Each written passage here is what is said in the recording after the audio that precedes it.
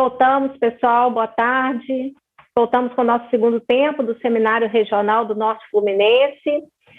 Já na parte da manhã estivemos debruçados, né, sobre as regiões de Itaperuna e Macaé, com brilhantes palestras. Voltamos, e agora, pessoal, na sequência, vamos dar início ao painel 2, com foco inicialmente na região de Campos dos Goytacazes e, posteriormente, vamos passar para uma visão da atuação do Ministério Público do Trabalho no Norte e Noroeste Fluminense.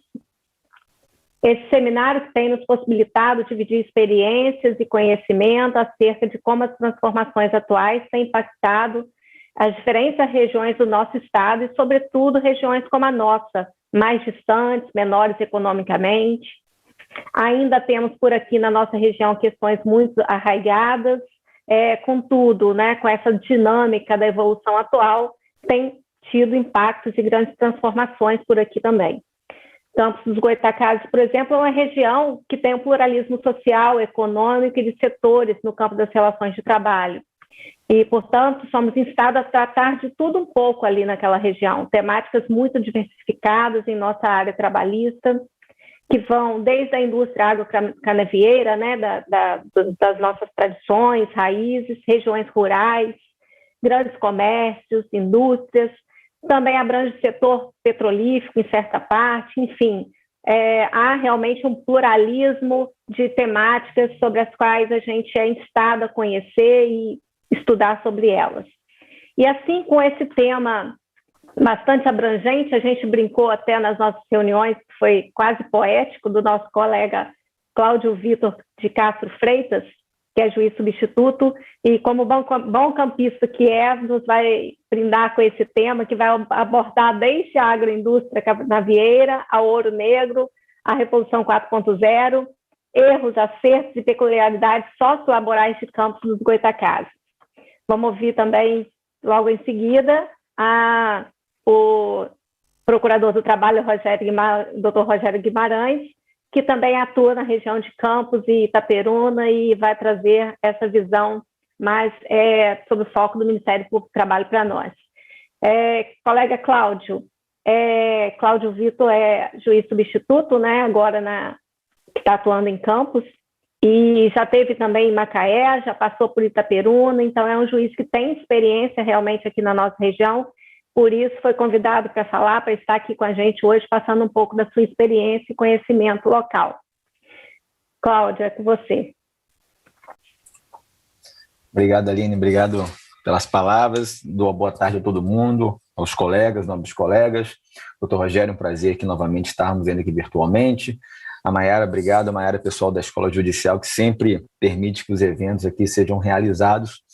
E aqui, pessoal, dentro da nossa ideia para a abordagem da região norte fluminense, tratar um pouco de Campos aqui, da atuação que acabamos tendo dentro desse regional, que é a nossa quinta circunscrição, que vai ali de Macaé até Itaperuna, né, que virou uma circunscrição bem grande. Eu vou começar aqui puxando a orelha da Aline. Falou que nossa região é menor economicamente. Não gostei dessa frase. Depois eu vou falar com ela pessoalmente, mas a gente resolve isso de uma maneira bem amistosa. Mas, meus amigos, minhas amigas, o que eu quero aqui abordar com vocês é um pouco do nosso histórico da cidade. Eu, como campista e pertencente a essa cidade, né, e tenho uma noção de pertencimento muito grande, e que eu sei que ela me pertence, eu pertenço a ela, tenho também conhecimentos históricos dela. Sempre estudei muito a história de Campos e tenho um orgulho muito grande dessa cidade onde eu vivi, onde eu, parte da adolescência, tive que sair para estudar, mas sempre sonhei em retornar e, de alguma maneira, tentar fazer com que ela cresça junto comigo, profissional e pessoalmente. Então, eu vou apresentar para vocês aqui algumas ideias aqui, históricas, né, que eu acho que, acima de tudo, não adianta eu chegar para todos e todas e falar simplesmente do que é Campos, como são as nossas demandas, como é a distribuição da cidade em termos de processos. Não adianta nada disso se a gente não entender o porquê, não entender o contexto histórico e social que nos levaram a esse momento aqui atual. Um momento, infelizmente, não tão bom economicamente, assim como a maior parte do nosso estado, e, na verdade, a maior parte do nosso país, mas a gente vai acabar certamente superando isso aqui, como sempre fizemos dentro da nossa resiliência, que é peculiar especialmente a esses descendentes dos índios Boitacá, a tribo mais feroz do país. Mas, pessoal, acho que está dando para vocês verem aí, né? Está dando, né, Aline? Para ver, né, Maiara? Eu acho que está ok aqui em relação à formatação. Para a gente poder entender um pouquinho a lógica do nosso regional, eu vou acabar remontando um pouco a história, naturalmente, da indústria canavieira, especialmente a parte dos engenhos e, posteriormente, a indústria canavieira. Também tratar do petróleo, que é o nosso famoso ouro negro, né, e que também é muito peculiar à região de Macaé, já foi abordado aqui mais cedo, e também uma nossa tradição histórica, que é comercial, até porque Campos sempre foi um entreposto comercial muito interessante, ficava aqui entre Minas, Espírito Santo e também ali Rio de Janeiro, recebia inúmeras visitas dos imperadores que tivemos aqui, especialmente Dom Pedro II. Sempre foi uma cidade muito focada para o comércio e muito focada para a grandeza. Talvez a gente acabou se afogando um pouco nesse mar de espírito de grandiosidade, um pouquinho. O campista ainda tem esse problema, mas ao mesmo tempo sofre um pouco disso. De toda forma, pessoal, aqui a nossa região, né, especialmente a cidade em si, porque Campos ela tinha um limite territorial muito maior do que tem hoje, e olha que é o maior território do estado do Rio de Janeiro, mas era maior ainda, tinha outros municípios que faziam parte do município, mas agora ela está mais delimitada, né? Até Cardoso Moreira, basicamente até próximo a Macaé, um pouco antes, tem lá a divisa direitinho. Então, na verdade, historicamente, essa capitania aqui, que depois virou a cidade de Campos, era uma das piores capitanias, que foi uma bomba que Dom João III passou para Pero de Góes, literalmente uma bomba. Porque quem conhece a cidade, à época, essa foi a 13ª capitania que foi entregue, literalmente a última época, e que ela tinha o Mar Marrom e tinha os índios que matavam todo mundo. Simplesmente essa era a definição de Campos dos Goitacazes. Não tinha um nome Campos dos Goitacazes e foi entregue para Pero de Góes. E, coincidentemente, era a rua onde eu residia no início da minha infância, logo no começo. E realmente, aqui, Pero de Góes, quando se deparou com isso, ele viu que não era uma boa ideia.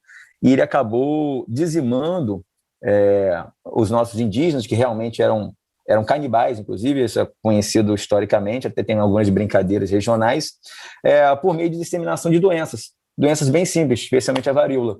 E acabou dizimando os índios, e aí foi fazendo todo aquele movimento histórico e religioso, né, relacionado ao cristianismo, e depois foi amansando a população aos poucos.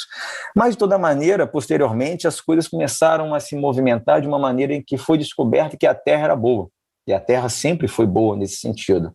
Então, começamos a desenvolver o cultivo da cana-de-açúcar, porque em algumas determinadas regiões, mesmo que o plantio não fosse o mais correto, parando para pensar numa questão de técnica, a região tinha uma terra muito boa. Então, foram criados alguns engenhos, e o primeiro aqui eu aponto para vocês aqui, em 1652, pelo general Salvador Correia de Sá e Benevides, que era o famoso restaurador da Angola, o grande Salvador de Angola, naquele tempo, né? Salvador no sentido de permitir que muitos angolanos trabalhassem no nosso país, daquela forma que todos nós conhecemos. Então, esse primeiro engenho, que foi o verdadeiro início da questão da, depois, indústria agrocanavieira, ela começou a desenvolver uma mentalidade e uma questão social também dentro da cidade, que foi o dos engenhos, e, consequentemente, os barões de engenho. Tivemos aqui um sem número de barões de engenho que foram evoluindo, aumentando ao longo do tempo, muitas terras com centenas e centenas de alqueire que eram distribuídas entre esses barões, então virou uma questão social na nossa cidade, e que aí chegou num determinado momento, por volta de 1830, mais ou menos, e dali para frente, nós tivemos o início, realmente, aquele boom que foi o chamado o ciclo do açúcar, e a gente chama, engraçado, de ouro doce, né? A gente chama ouro negro o petróleo e chama de ouro doce a cana-de-açúcar. Então, mais ou menos ali, como eu indiquei para vocês, 1835, aí sim nós tivemos nosso aniversário, 28 de março de 1835, a cidade foi elevada e agora passou a ser Campos dos Goitacazes, e ali realmente, mais ou menos ali que começou esse boom do ouro doce. Então foi aumentando o número de engenhos, até o ponto em que em 1877, uma data importante, tínhamos 245 engenhos de açúcar em nosso município. E não vou dizer que, claro, cada um tinha o seu barão, mas era basicamente era bem distribuído, porque, como eu disse, a região era muito grande. Então, a gente tinha um sem número de barões de engenho que construíram seus casarões, né? Inclusive, a novela Escravizada foi passada em Campos, aqui em um dos engenhos que nós temos aqui bem próximo, e que infelizmente está abandonado, em que pese tombado. E isso foi evoluindo até o ponto em que, em 1879, a gente começou a ter a industrialização propriamente dita. Então, com a Revolução Industrial lá da Inglaterra, divergentemente, iniciando 100 anos antes, ou início do século XIX, que não vou entrar nesse mérito, a gente passou a ter essa instalação oficial realmente de maquinário. Antes a gente tinha moinho, tinha toda aquela questão mais manual, com os escravos rodando, fazendo a roda. Agora nós temos realmente uma indústria, e a primeira usina foi essa usina Central do Limão, em 1879.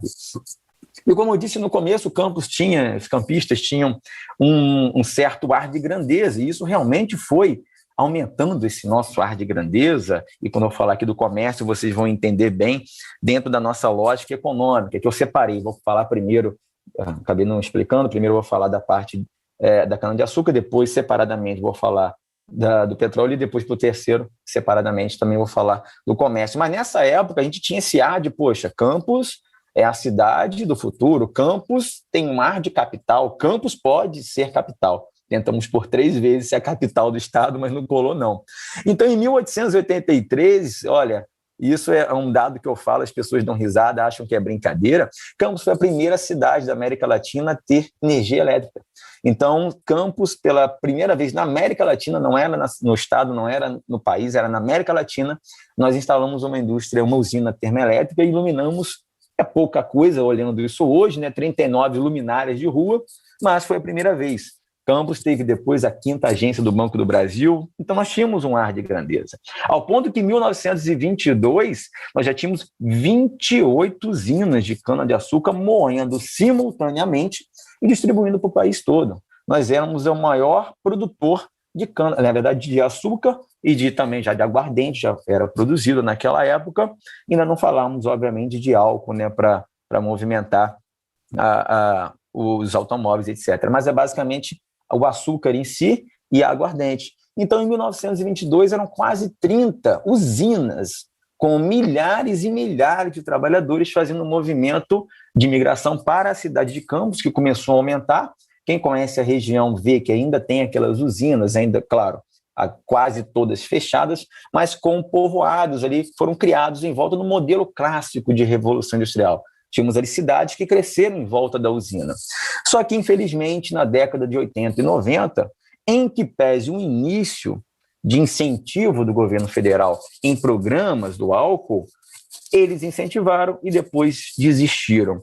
E, claro, tínhamos o movimento do petróleo, né, toda a indústria petroleira, e estava evoluindo muito no Brasil, e interesses estrangeiros relacionados à mesma temática, até porque o petróleo começou a ser indexado ao dólar, e, claro, qualquer influência influenciava lá, influenciava aqui, a globalização, etc., e, infelizmente, o álcool acabou sendo abandonado. O programa do álcool, Proálcool 1, Proálcool 2, enfim, todos os programas acabaram sendo abandonados, infelizmente. Consequentemente, desemprego em massa, consequentemente, preços em baixa, produção em excesso e todo aquele movimento que a gente, infelizmente, acaba nos deparando. Hoje em dia, quais são as usinas que moem na cidade? A Canabrava e a Coagro. Ainda que tenha uma ou outra, com outra nomenclatura aqui, elas são vinculadas especialmente à Coagro, né? Que foi um movimento de vários usineiros que estavam em decadência, acabaram formando essa Coagro, e temos uma Canabrava que é uma nova Canabrava. Tem uma questão aqui que eu vou falar aqui já para vocês, e depois a gente vai conversar, eu vou conversar pessoalmente com o Dr. Rogério e a doutora Sara. Mas, dentro dessa lógica aqui, em que as usinas foram fechando, o desemprego foi aumentando, o maquinário foi aumentando, a utilização realmente de uma máquina só fazendo serviço de 100 a 200 trabalhadores que normalmente eram safristas, nós nos deparamos com esse momento em que é um movimento global, dentro da lógica que alguns chamam de adeus ao trabalho, que não tem a menor razão de ser, porque o trabalho ele existe, só a forma que ele modificou, mas, infelizmente, dentro dessa ideia de trabalho precário, trabalho com pagamentos a menor até do que o salário mínimo, desenvolvimento da genética, que em Campos nós temos a UENF, a Universidade Estadual Norte Fluminense, e que há uma parceria entre a UENF e alguns interessados dessas usinas para desenvolver melhor, naturalmente ter uma cana mais doce, que seja produzida de maneira mais cedo, antes mesmo do tempo normal, para que possamos ter safras mais longas e até antes daquilo que é esperado. E é claro, inevitável a gente falar disso. O trabalhador ligado à indústria agrocranavieira, ele sempre sofreu, no Brasil todo sofre, eu trabalhei no Maranhão mais de um ano, e é o local onde tem mais trabalho escravo e da onde sai mais trabalhador escravo para todo o Brasil, e aqui em Campos não foi diferente. Aqui eu trouxe duas imagens, e não são imagens de Google, são imagens do processo de 2009, que foi o recorde histórico do Brasil. Foram libertados 395 trabalhadores em redução à condição análoga à escravidão. Numa tacada só foram 115, na segunda tacada foram 280. Foram dois processos grandes à época, eu me recordo, ainda estudando, né, para a magistratura, e coincidentemente fui numa vara de um juiz muito competente, talvez o mais competente desse país, que é o Dr. Cláudio Aurélio, né, mais conhecido como meu pai, e na época a atuação do MPT exemplar, Dr. Tiago, eu me lembro dele, Dr. Tiago, um procurador ferrenho, assim como o Dr. Rogério, são dois exemplos de procuradores aqui, e eu me recordo que eu ia à vara, né, eu curioso, sempre estava lá na vara vendo isso, e lembro desse processo, lembro bem, em auto de processo físico, né, aquelas imagens lá dentro, alguns outros processos com imagens bem pesadas sobre a queima, né, porque se utiliza até hoje em Campos isso, a gente brinca, está nevando, minhas filhas já estão falando está nevando, eu tenho até vergonha de um dia viajar com neve de verdade, elas falaram que aquilo não é neve, porque aqui em Campos, como a queima da palha da cana-de-açúcar, ela vai voando pela cidade, caindo como se fosse realmente flocos de neve, só que preto, porque é a queima. E nesses casos, a gente vê trabalhadores que foram queimados, literalmente, no meio das plantações, e esse caso aqui foi muito emblemático, que foi um ano do recorde de libertação de trabalhadores em condição de redução análoga a escravo no país, e foi exatamente aqui em Campos, repito, com o Dr. Cláudio Aurélio Azevedo Freitas. Foi um trabalho exemplar do Ministério Público e também uma atuação exemplar da Justiça do Trabalho. Isso aqui, quem jogar no Google agora, pode jogar lá o nome do Cláudio Aurélio, MPT, Campos, vai aparecer, essas imagens vão aparecer também, com certeza. E vocês estão vendo os exemplos, grandes exemplos de EPIs que eram utilizados à época, que infelizmente até hoje também não mudou tanto assim, mas melhorou bastante, mas tem muito a melhorar.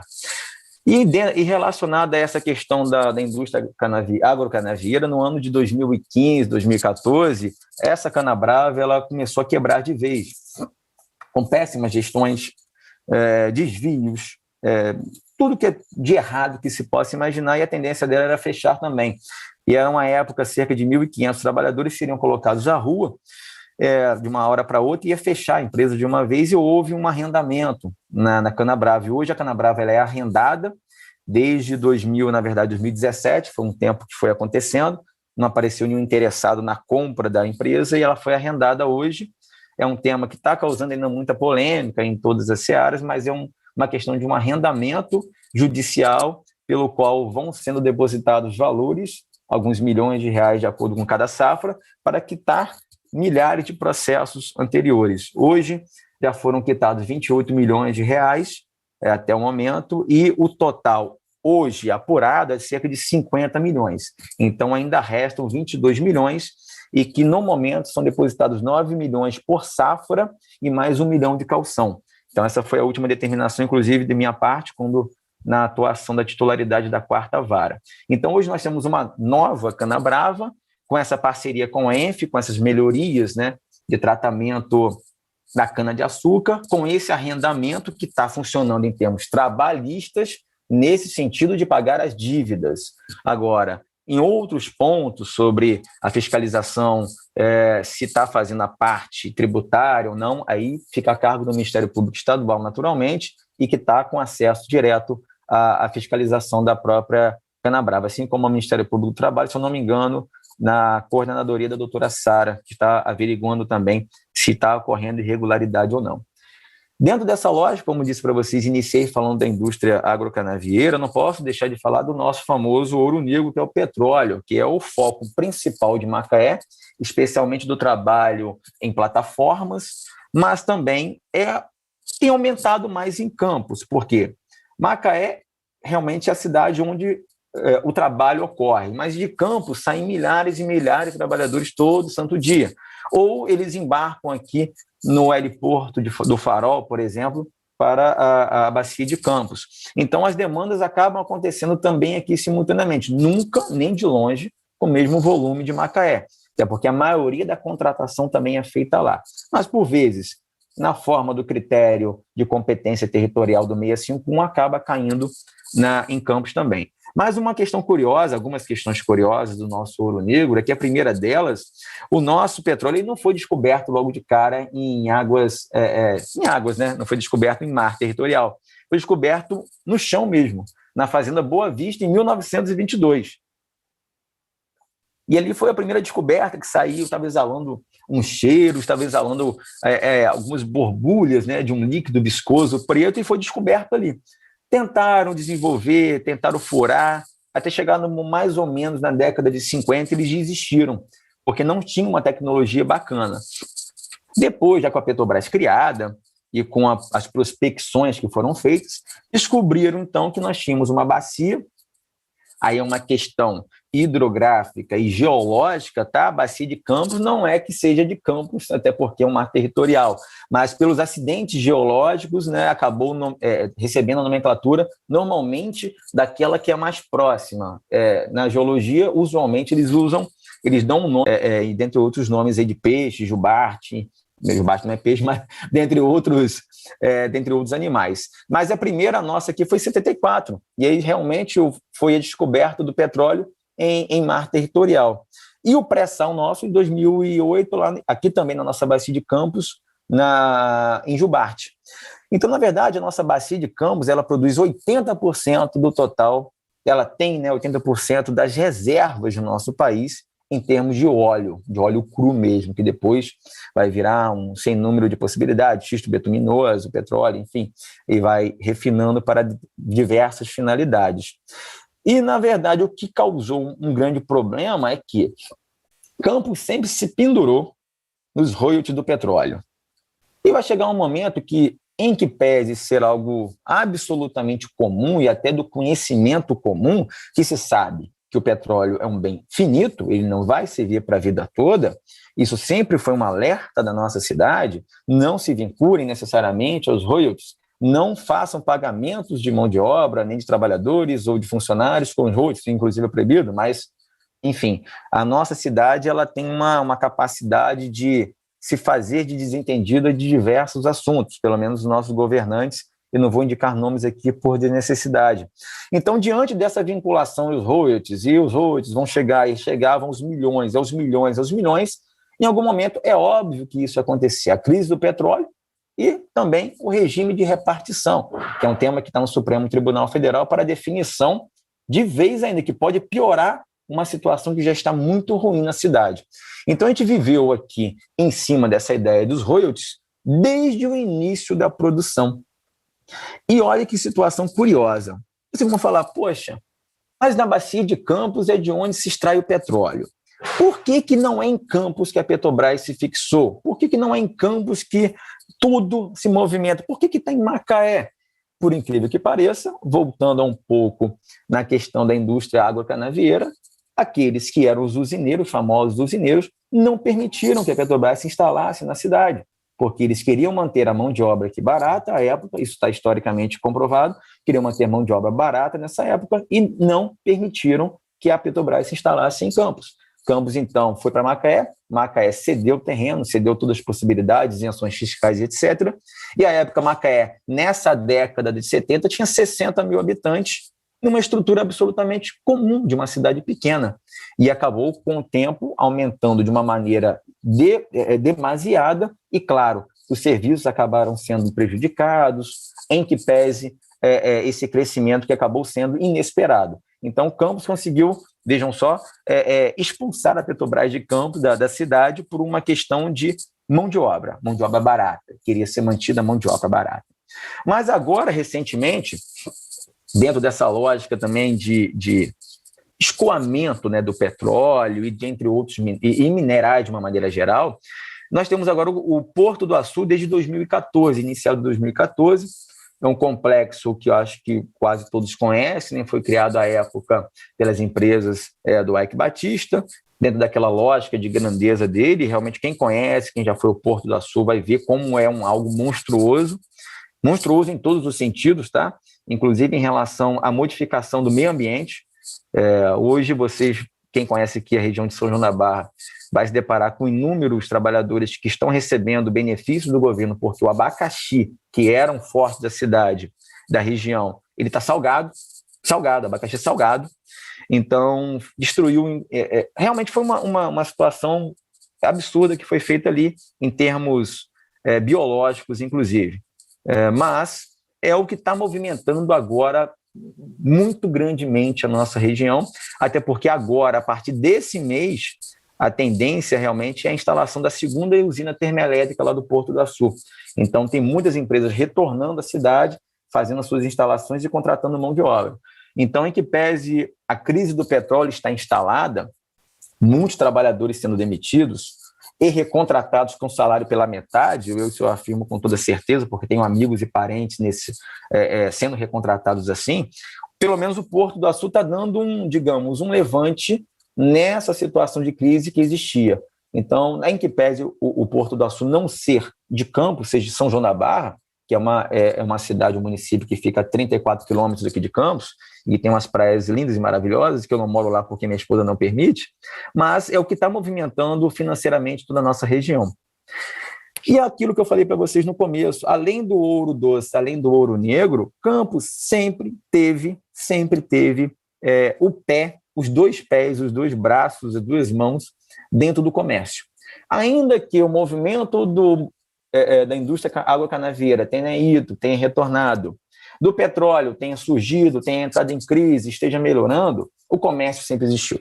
O comércio de Campos sempre foi forte, desde os inícios, especialmente desde o século XVIII, até porque Campos fica numa região bem interessante geograficamente, especialmente quem fazia a passagem de Minas para o Espírito Santo e vice-versa. Então, Campos ficava ali como um entreposto comercial, né? Fazia esse intercâmbio comercial entre Minas e Espírito Santo.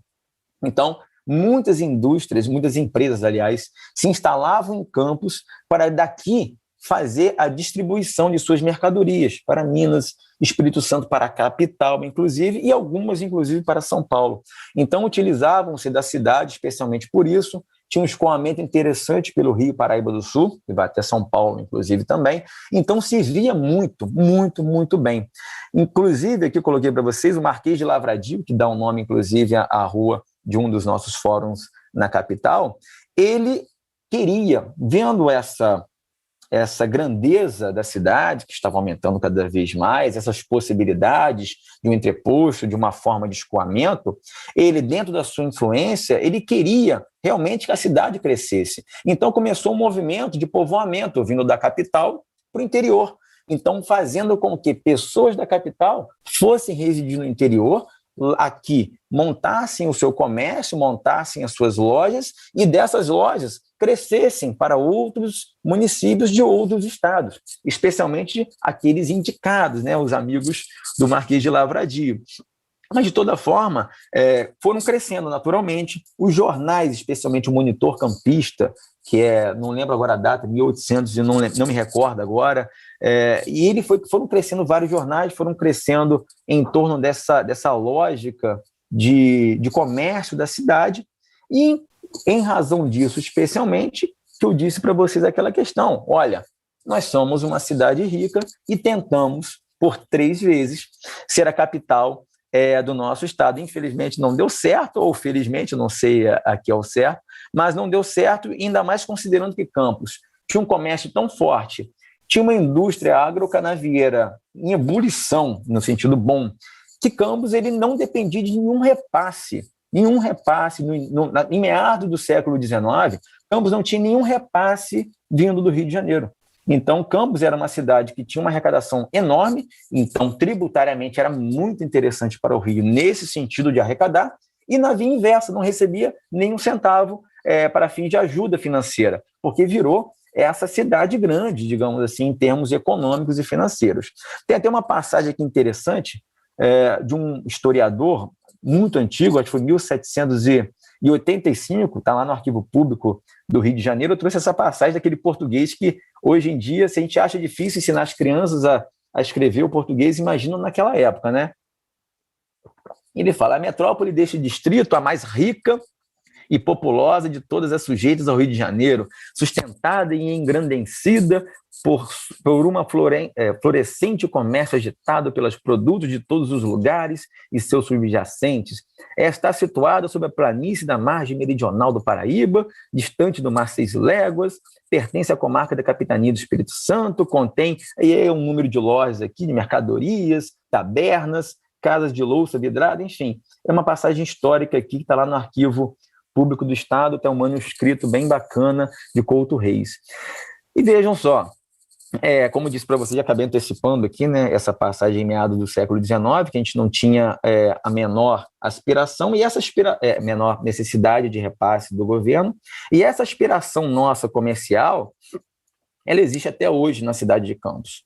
Então, Campos, além de ter essa questão relacionada à indústria agrocanavieira, à indústria do petróleo, especialmente a gente tem a questão relacionada ao comércio, na atividade empresarial. Quem vai ao centro da cidade, infelizmente agora em razão da pandemia, vê muitas lojas fechadas, naturalmente, mas temos ali um comércio muito, muito forte, temos vários shopping centers, pensando por uma cidade pequena, né? Nós temos aqui 6 shopping centers, então tem muitas lojas, tem o famoso camelódromo, né, que pelo nome você já sabe que não é uma atividade empresarial com as suas regularidades de carteira de trabalho. Então, em razão disso, vocês já podem imaginar as demandas relacionadas à assinatura de CTPS, horas extras, etc. E quem vai pelas ruas vai vendo, às vezes, quando consegue passar pelas ruas, né, de tantos comércios ambulantes que existem em nossa cidade.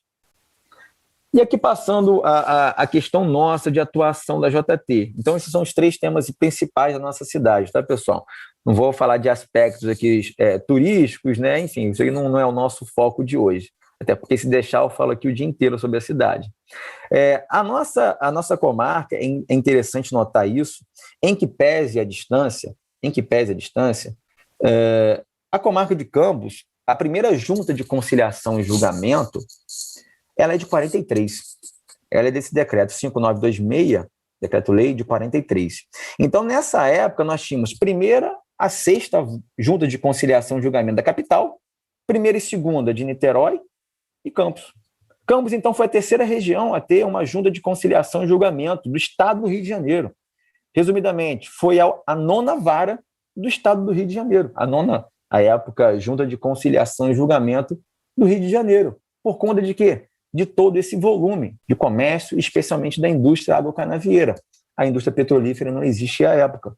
Então, em razão disso, a quantidade de pessoas que já residiam na cidade, vindos de fora, a quantidade de comércio que tinha, o tribunal observou isso e fez a primeira junta de conciliação e julgamento. Posteriormente, só em 92 é que veio a 2ª junta de conciliação e julgamento e ficavam... agora não me recordo o nome da rua, mas era uma casa, né, que foi cedida à época pela prefeitura e que teve que ser interditada. Teve que ser interditada novamente pelo mesmo juízo daqueles slides que eu passei para vocês, por um motivo absolutamente simples: o teto arriou em cima da mesa de audiência. Então, era uma situação absolutamente precária, cheio de mofo, com tudo quanto é fiação, é só a gente passar ali pelo Saara. quem está aí pelo centro do Rio, passando pelo Saara, quem está aqui pelo centro de Campos, passando pelo centro da cidade, aquele emaranhado de fios era a vara do trabalho, a primeira e segunda vara do trabalho à época. E chegou um momento que não dava mais para trabalhar, então teve que haver uma interdição da defesa civil, uma situação realmente esdrúxula. E depois nós vivemos aí nessa provisoriedade, nós temos um prédio alugado, né, alguns andares alugados, desde 2006, que foi a instalação das novas, né, tanto da terceira quanto da quarta varas, nesse novo local que fica próximo ao mercado de Campos, inclusive, e era para ser algo provisório, desde 2006. Nós estamos em 2021. Eu acho que é um provisório que já passou da hora de não ser mais provisório, ainda mais considerando que nós temos terreno aqui já cedidos pela rede ferroviária há muito tempo. Acho que está na hora de a gente pensar nisso aí. E algo que poderia ajudar muito nos nossos trabalhos é que nós tínhamos um posto avançado em São João da Barra. A prefeitura cedeu, inclusive, o espaço onde era a Juscerja, lá em São João da Barra, cedeu o espaço e bastava a gente realmente levar computador e designar audiências, etc., ou algum servidor. Como funciona, né, um posto avançado? Desde 2013 a gente firmou esse convênio, a prefeitura já tinha cedido o espaço e a gente não fez nada. Então a gente tinha um posto avançado que foi retomado, obviamente, pela prefeitura, porque ninguém se mexeu. Então a gente perdeu um posto avançado e trabalha hoje nessa localização provisória desde 2006 com as 4 varas do trabalho de Campos, sendo que a quarta vara é a única que é exclusivamente virtual. A quarta vara, que agora eu estou na titularidade, quer dizer, até hoje, que eu entro de férias hoje, com a direção do meu querido Marquinhos, que é o diretor. Então, a primeira, a segunda e terceira, e a quarta, que é a única, exclusivamente PJE. Eu trouxe aqui também uma questão interessante, e aí vale a pena o titular da terceira vara dar uma olhada nisso, tá, pai? Vou dar para você essa dica aqui.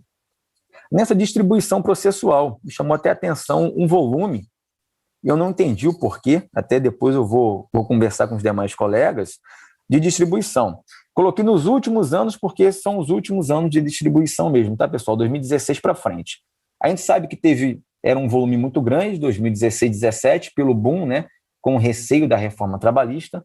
Então, vocês veem aqui um volume bem interessante, na média de 2.500, com exceção da terceira vara, que já tinha um volume maior. 2018, aquela queda substancial. 2019, ainda pessoal rateando, vai, não vai, também estava baixo.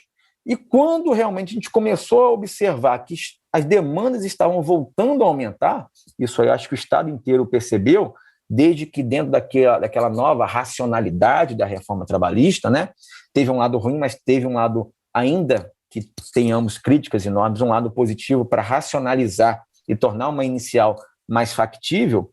Viramos o ano e iniciamos o ano seguinte já praticamente com a pandemia. Então, o volume diminuiu absurdamente e esse é um número atual do ano de 2021. Ainda não fechamos o ano, esse é o último dado que eu tirei anteontem, né?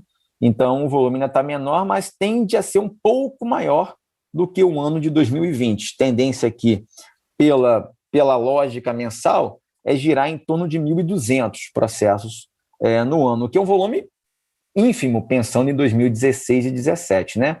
E aqui o total desses últimos anos, e aqui que me chamou a atenção, foi esse volume da terceira vara, que está realmente absolutamente destoante com as demais.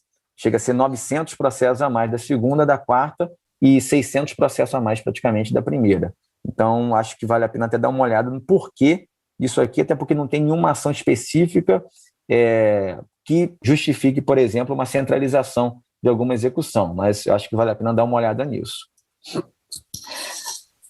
Antes de passar para finalizar com vocês sobre quais tipos de demanda que a gente tem aqui, basicamente hoje, eu só faço uma pontuação que Campos, hoje, né, no último censo, tem mais de 500 mil de habitantes, o que justificou um aumento do número de vereadores, inclusive, uma área territorial absurda de 4.032 quilômetros quadrados, um negócio absurdo, mas uma densidade baixa, porque é território muito grande, mas com a população centrada mais aqui no centro da cidade. Então, Campos é uma grande cidade pequena, o pessoal até brinca assim, pelo território e pela densidade demográfica ser baixa. Um PIB que não reflete uma realidade, de R$43 mil, um PIB que não reflete a realidade, até porque são dados de 2017, quando ainda tínhamos uma arrecadação alta dos royalties, ainda mais o IDH, são dados de 2010 ainda, a gente não tem nenhum dado atual. Média salarial de 2,6 salários mínimos e a proporção de pessoas ocupadas em relação à população total de 18,7%. É uma questão baixa, mas aqui a ocupação a que se referem esses dados, ela se reflete tão somente em ocupação formalizada. Se pegarmos a informalizada, a gente vai entrar dentro daquela média praticamente nacional de 40%. Então, aqui está ocupando tão somente a questão de formais. E as demandas mais comuns que nós temos em nossa cidade? Naturalmente, comércio, como já antecipei, vínculo de emprego, muitas demandas relacionadas à ausência de vínculo de emprego, ainda mais comércios pequenos, churrasquinho, venda de roupas, coisas bem pequenas, assim, comércios bem pequenos, alimentação também, que sempre tem bastante. Então, são demandas que sempre existiram e estão cada dia mais aqui na nossa cara. A indústria agrocanavieira sempre teve, especialmente nos contratos de safra, tanto com ações civis públicas por parte do MP, quanto por parte dos sindicatos, e milhares de ações individuais, com a maioria delas tem tido acordo, mas o problema é que o pagamento é de acordo com a safra. Dificilmente a gente consegue um acordo para pagar fora da safra. E isso é um problema muito sério, com o qual a gente não está sabendo lidar muito bem, porque se não conseguir fazer o pagamento numa próxima safra, por exemplo, o trabalhador não recebe. E se começar a impor para pagamento imediato, não vai pagar e, infelizmente, um prestador de serviço não vai trabalhar. Então, a gente está numa situação que chega a ser chato, de como raciocinar um pagamento fora da safra, porque não tem bens que são possíveis de penhora, por exemplo, então está complicado isso aqui para pagamento fora da safra. Pessoal do Porto do Açu, são demandas que, como eu disse aqui, agora está retornando, né, como diz aqui, está bombando novamente. De 2014 até 2018, o volume de serviços era enorme. Só que aí, 2017, aliás, por conta da Operação Lava Jato, teve todo aquele escândalo, 2017, quando estourou de vez, 16, 17, estourou de vez, então teve muito fechamento de empresas, muitas pessoas dispensadas, e depois o movimento começou a retornar melhor. Mas as demandas, quase todas, se não todas, pediam as horas in itinere, né? As não mais existentes horas in itinere. E também, obviamente, as horas extras. Quase todas, para não dizer 99% das ações, são horas in itinere e horas extras, a ponto de eu não fazer, em determinado momento, mais qualquer prova oral de horas in itinere, porque eu peguei o carro e fui fazer o itinerário em 2 ocasiões, em 2 momentos distintos, de dia e de noite, e tive que relatar isso, porque não aguentava mais perguntar horas in itinere, e tinha gente falando que fazia 2h30 daqui, da saída de Campos até dentro do Porto do Açu, só se fosse andando. Então, chegou um momento que eu não aguentei mais isso, eu tive que fazer e relatar isso nos autos. Petrobras, demandas infinitas, né? Especialmente quando é subsidiária. E tem surgido algumas em que a Petrobras ela é direta, né? São trabalhadores famosos crachás verdes, né? Quem é crachá verde, trabalhadores contratados, concursados da Petrobras, que vem pedindo algumas situações aí que o pessoal de Macaé sabe bem, deve ter falado, e que a gente tem debatido bastante. Algumas situações de horas extras embarcados, porque a Petrobras não tem folha de ponto em plataforma. Isso é um problema muito sério e tem que ser pensado nesse sentido. Então, tem aumentado muito o número de demanda desses embarcados que são contratados, concursados da Petrobras, não só os terceirizados. O que a gente tem de mais, e está tendo muito agora, motorista e cobrador de transporte rodoviário urbano. Por quê? Tanto aqueles clássicos, as horas extras e tal, mas agora está tendo um boom de demanda de turma que foi dispensada, mesmo após a suspensão contratual no período de pandemia, fizeram a suspensão contratual e demitiram a pessoa ou dentro da suspensão ou logo no retorno dela, sem respeitar o pagamento indenizatório, sob uma suposta alegação de força maior, alegando força maior e dispensaram. O interessante é que dispensaram um número X, mantiveram os outros, E essas mesmas pessoas recebem novas propostas para retornar à empresa. Uma força maior que não sei de onde eles tiraram isso. Prefeitura tem pra caramba, e uma modalidade genial, né? Que é o Recibo de Pagamento Autônomo, o RPA.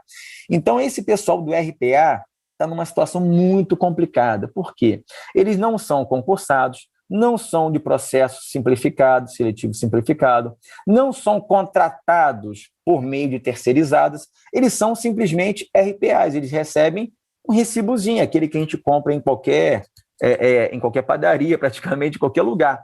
E isso aí, simplesmente eles recebem e continuam trabalhando. E a dúvida maior é, e aí? Quem é a competência? De quem é a competência para analisar isso?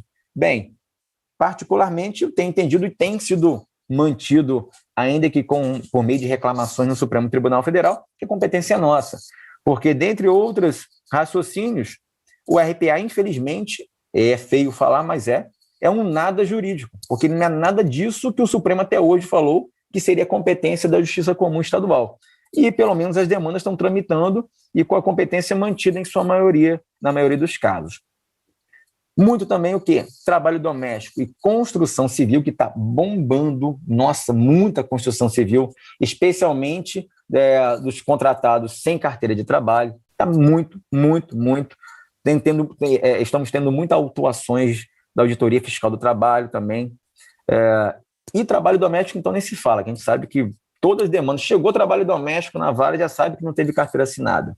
E, por fim, bancários. Aqui não tem tanta demanda de bancário, não tem tanta, mas 90% é aquela descaracterização do cargo gerencial, obviamente, e 10% ali, 15% é de LER e DORT, então doença ocupacional.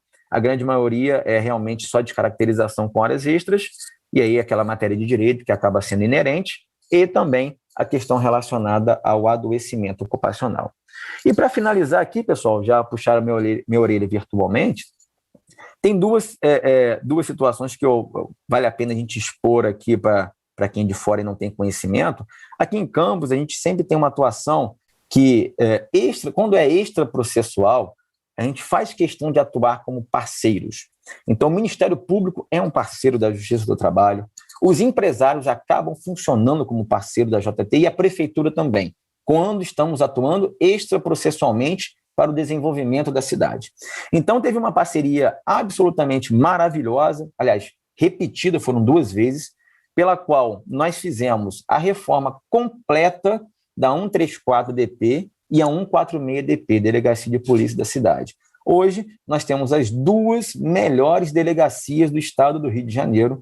Todos os delegados do estado estão visitando essas 2 unidades, porque, juntamente com o Ministério Público do Trabalho, numa atuação inicialmente foi com o doutor, se não me engano, doutor Fernando, lá no ZIDO 2016, ele veio conversar e falou, olha, tem uma demanda do pessoal da delegacia, da 134, que era muito próxima ao nosso fórum, e eu fui lá pessoalmente para conhecer, era bem ruim, e houve uma destinação de um valor interessante de ACP. E reformaram, compraram um carro descaracterizado. Já no segundo caso, que é um 146, que é de Guarulhos, lá circulavam ratos, não tinha ar-condicionado, não tinha ventilação, os presos defecavam na própria cela, era um negócio absurdo, que eu também fui lá conhecer, com meu pai, inclusive, a gente foi conhecer depois de uma reportagem. E olha que meu pai trabalhou em Matadouro durante muitos anos, então para ele chegar ao ponto de dizer que a delegacia de Guarulhos era pior do que o Matadouro onde ele trabalhava, é porque o negócio estava muito feio. Então a gente conversei com o pessoal do MP também, à época não me recordo exatamente com quem foi, acho que foi o doutor Vitor, e nós fizemos também, fizemos aqui uma caça, literalmente nas 4 varas, e achamos uma verba interessante e destinamos. Os empresários doaram, o MPT doou também muito material, por meio de TAC, que foi firmado, e a Prefeitura doou mão de obra. E nós temos hoje as 2 melhores delegacias do estado do Rio de Janeiro. Isso a Globo não mostra, mas nós temos sim. E também temos uma possibilidade de convênio, que eu acho que é interessante, já foi conversado por alto, e eu acho que a gente vai, depois, mais à frente, tentar firmar isso, de realização de perícia para quem tem direito à gratuidade de justiça, que é um tema complicado para caramba, arrumar perito que aceite receber ao final e que faça um laudo com qualidade. Então, a Prefeitura, já conversei, inclusive, à época, com com o procurador-geral à época, que estava bem interessado, mas como o prefeito não foi reeleito, vamos conversar isso novamente, em que a prefeitura possui um centro de atenção ao trabalhador, né? Na verdade, um programa de atenção e saúde ao trabalhador, que está praticamente desativado. Tem psicólogo do trabalho, médico do trabalho, enfermeiro do trabalho, técnico de enfermagem, tem tudo. Então, a nossa ideia é fazer com que haja um convênio, como existe, por exemplo, com a Justiça Federal, o Instituto Pinel, no Rio de Janeiro, para que a pessoa que tem direito à gratuidade, ela arque com um valor absolutamente módico de uma perícia e que essa perícia seja realizada por esses profissionais num determinado dia da semana e dentro de uma determinada época do mês, e esse laudo seja repassado para a gente, uma atuação realmente em forma de parceria. A gente vai voltar a essa conversa, já te antecipo isso, doutor Rogério, que a gente vai fazer essa conversa com o MPT também, tá? Que à época o senhor não tinha chegado à cidade ainda, mas faço questão da sua presença, o senhor sempre está presente e nessas atuações sempre exemplar. Vamos retornar essa conversa em breve para que possamos, como eu disse no começo, fazer com que a nossa cidade acabe crescendo junto com a gente. Pessoal, era isso que eu tinha aqui para abordar com vocês. Sei que ninguém mais aguenta ouvir a minha voz, tá? Mas eu agradeço pela presença, pelo comparecimento e, acima de tudo, pela paciência, tá bom? Obrigado e uma ótima tarde para todos e todas. Brilhante, Cláudio, muito obrigada. Obrigada mesmo, uma rica exposição aí histórica, né, para nos situar desde as origens, as ambições, né, dessa cidade e as regiões ao redor, né, ambições de uma região ávida pelo crescimento, e aí eu fui chamar a atenção pelo crescimento econômico, porque também estava me referindo às pequenas cidades do interior, né, nossa abrangência, né? Cláudio Vitor, nosso seminário é da região noroeste toda. Não fale mal, jamais diminua a minha cidade. E olha muito lá. menos de Itaperuna, porque dá problema. Todo mundo aqui em casa já sabe. Falou mal de Itaperuna, dá problema. Tá ouvindo, doutor Rogério? Já sabe, olha lá, hein? É isso. A gente tem, né, esse vínculo afetivo mesmo, arraigado. Eu tenho por Itaperuna, sinto de vocês aí também por Campos, e aí a gente defende arduamente mesmo. Mas, assim, brilhante exposição, gostei muito. Quero dizer que você é paradigma para a gente aqui em Itaperuna, que o pessoal da Delegacia de Polícia já veio me falar sobre isso, tá? Já veio reivindicar os mesmos direitos, a pressão na verdade, agora. Né? Exatamente. Eu já falo com eles, e o doutor Rogério já sabe. Toda vez que vem me procurar aqui, eu falo, procura o Ministério Público. Passa o telefone do Ministério Público, o doutor Rogério já está recebendo gente lá. Município, então, que vem me trazer problemas, vem me relatar problemas, fala, olha, eu não posso atuar extrajudicialmente, eu só posso atuar judicialmente, mas extrajudicialmente vocês conseguem lá no Ministério Público do Trabalho, e vai o link lá para o doutor Rogério atendê-los, e estou sabendo que já tem sido um atendimento bem de sucesso, né? Tem feito acordos aí com alguns municípios, né, doutor Rogério? E aí, daqui a pouco, a gente até vai, né, se debruçar um pouco sobre isso. Então, pessoal, e aí está justificado, né, Cláudio Vitor, a questão da questão da economia menor, né, da região minoritária economicamente, porque a gente está, né, abrangendo... Eu tenho que me colocar no meu lugar, vamos lá, mas não vou, eu tenho que me segurar. Vamos lá, vamos ser sinceros aqui. Meu amigo, Itaperuna abrange 13 municípios, alguns com distância de 100 quilômetros, né? Então, realmente, é uma zona rural muito grande que a gente abrange. Nossa peculiaridade é bem... E aí eu fiz essa generalização, né, do todo, mas realmente Campos é uma região de crescimento muito forte, né? É quase uma metrópole aqui para o nosso norte fluminense. E cheia de nuances positivas, né, ainda refém de algumas práticas de desgovernos, refém ainda de cultura de coronelismo, mas que, se Deus quiser, tudo isso vai avançando com pessoas como o doutor Cláudio, meu amigo Cláudio Aurélio, ilustre pai do Cláudio Vitor, meu colega Rogério, que também tem atuado bastante aí com a gente. Bom, vamos chegar, então, agora, né, no tema Ministério Público do Trabalho e a atuação coordenada em Campos dos Goytacazes e região. Procurador do Trabalho, Rogério de Almeida Pinto Guimarães. Boa tarde, doutor Rogério. Desde já te agradeço muito, tá, a participação aqui hoje. Boa tarde, doutora Aline, boa tarde. Registro aqui os a recíproca da admiração de Dr. Cláudio também, viu? Obrigado aí pelos registros. É imensa a gratificação, né, de estar aqui, imenso orgulho poder falar do Ministério Público do Trabalho nessa região, num espaço tão importante de diálogo. Assim.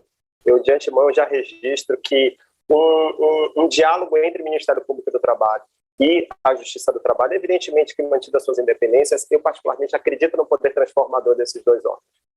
E é por isso que eu escolhi ser Ministério Público do Trabalho, escolhi ser Procurador do Trabalho, e é isso que eu pretendo fazer aqui com vocês. O meu objetivo principal dessa palestra, e aqui já tentando iniciar, é tentar trazer um pouco do pensamento do Ministério Público do Trabalho para vocês, magistrados. Eu sei que é um desafio. Os 3 procuradores vieram da Justiça. Eu trabalhei em gabinete de desembargador, Tatiana também, e a Sara foi magistrada aqui mesmo na primeira região. E, assim, tentar pensar como Ministério Público, como nós nos organizamos, o que é para a gente, como nós debatemos, como nós atuamos e eventual, quando chega, né, na magistratura, como é que chega aquela ponta da atuação, né? Então, como é que isso acontece? Então, meu objetivo é esse, eu preparei algum material para a gente poder discutir isso conjuntamente.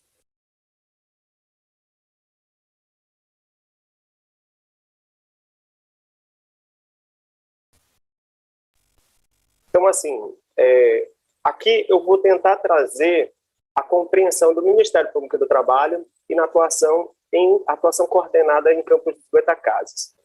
Primeiro, eu acho importante a gente delimitar, e é importante falando do Norte Fluminense, em que existe uma outra Procuradoria do Trabalho no município, que é lotada em Cabo Frio, né? A lotação é Cabo Frio, e ela abrange a parte relacionada ao petróleo.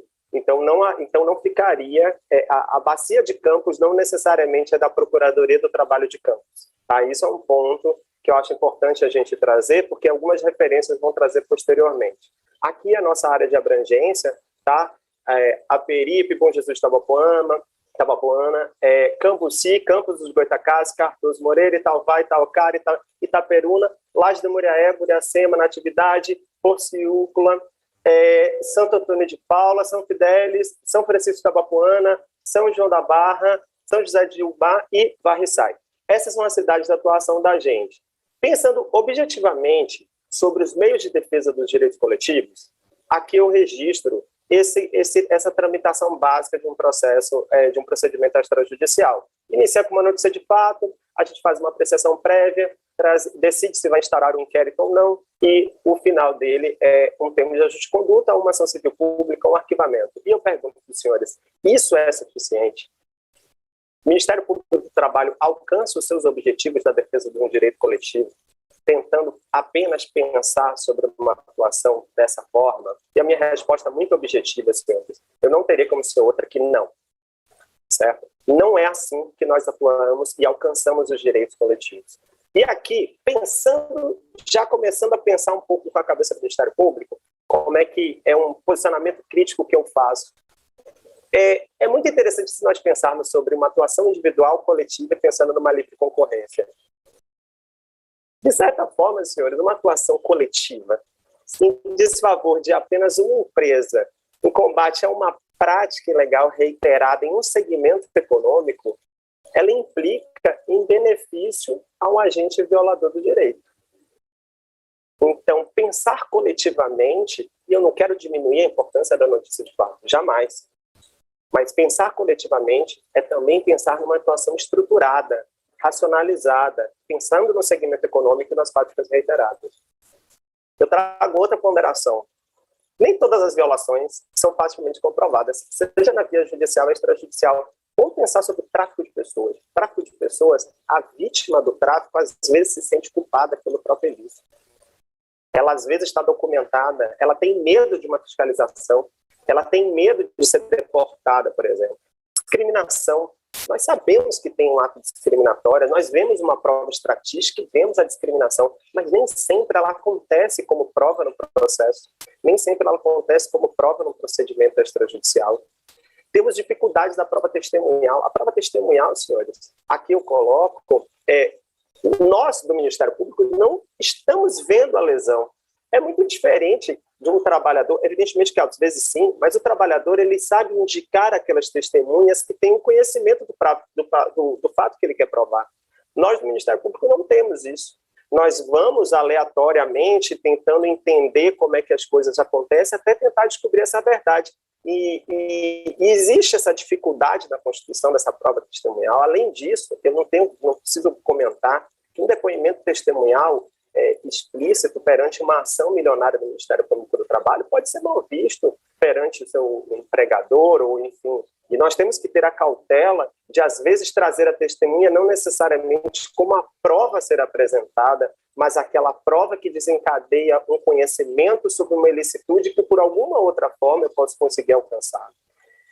Outro ponto que eu trago, senhores, nosso objetivo aqui, apesar de vias diferentes e independentes, nosso objetivo é alcançar a pacificação social.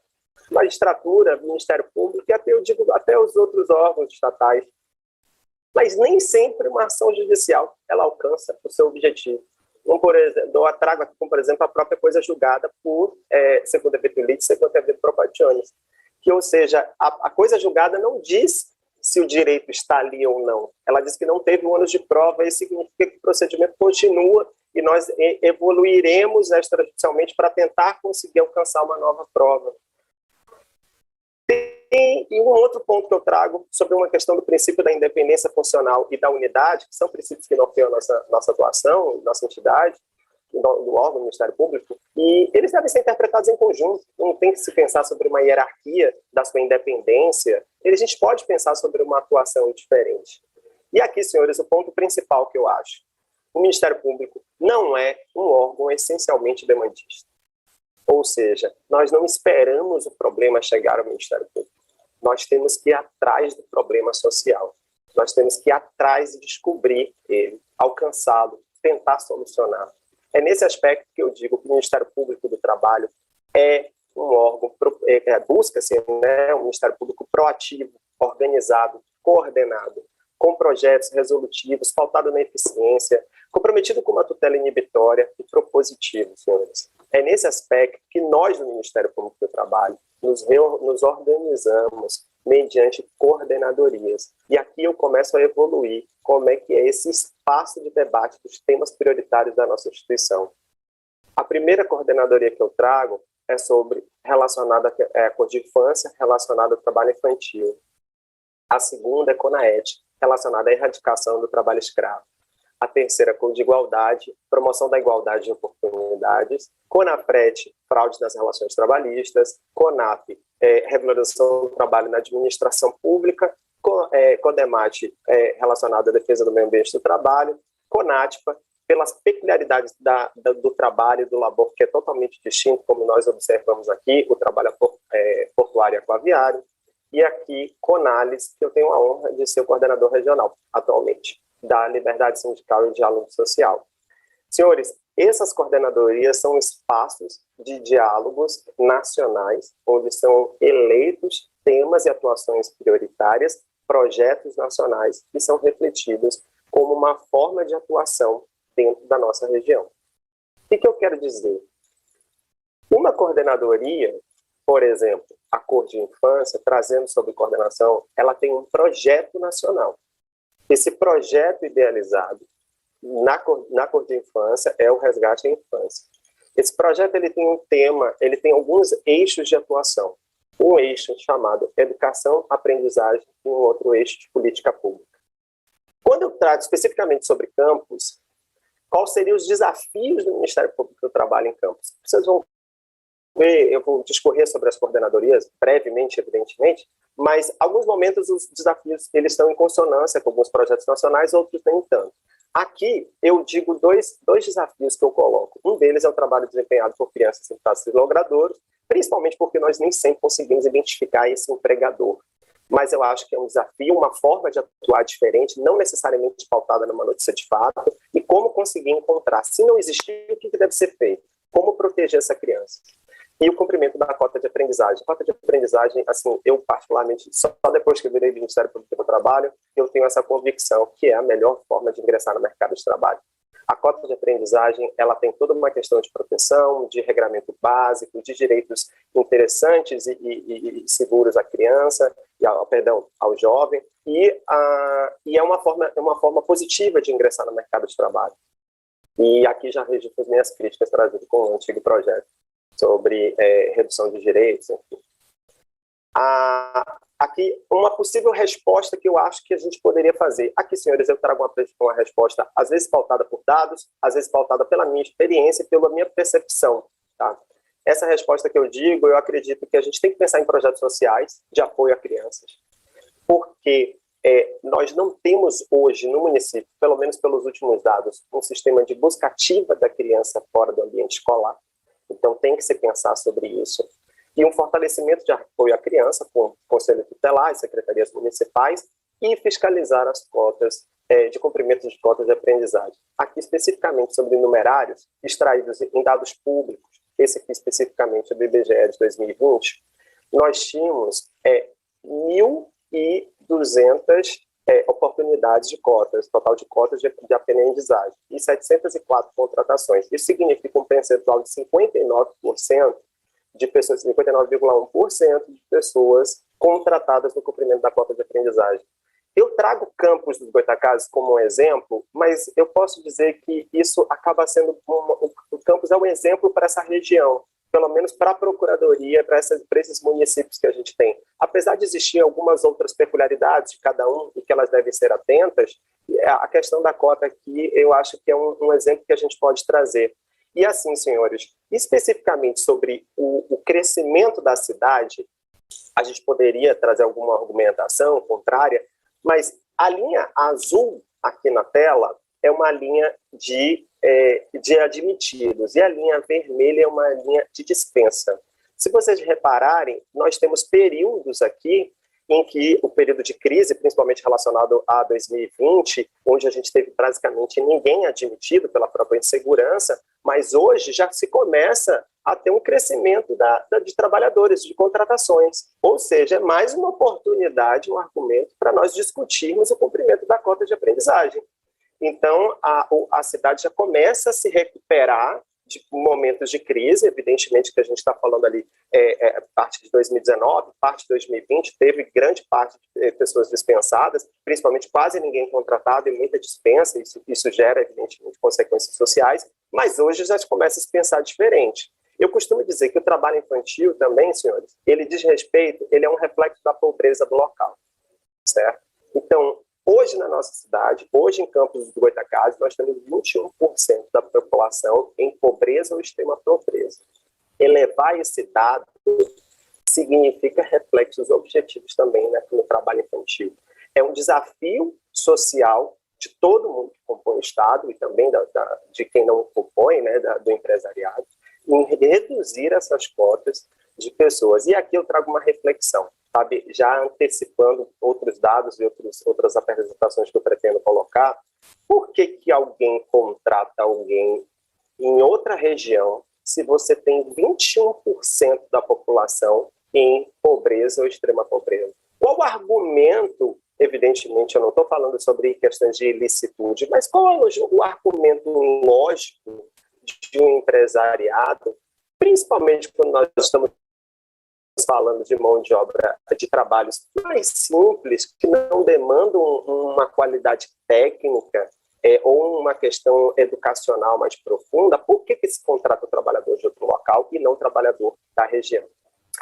Especificamente sobre a questão do trabalho e trabalho escravo, nós temos 3 projetos nacionais. Um deles relacionado à liberdade ao ar, que diz respeito à acessibilidade de tráfico de pessoas, então é um contato com aeroportos e tal. Um outro é uma reação em cadeia, e um outro é uma capacitação da rede de atendimento para trabalhadores resgatados. Isso é uma coisa muito interessante. Por que é tão importante um trabalhador, essa coleta do dado daquele trabalhador no momento do resgate?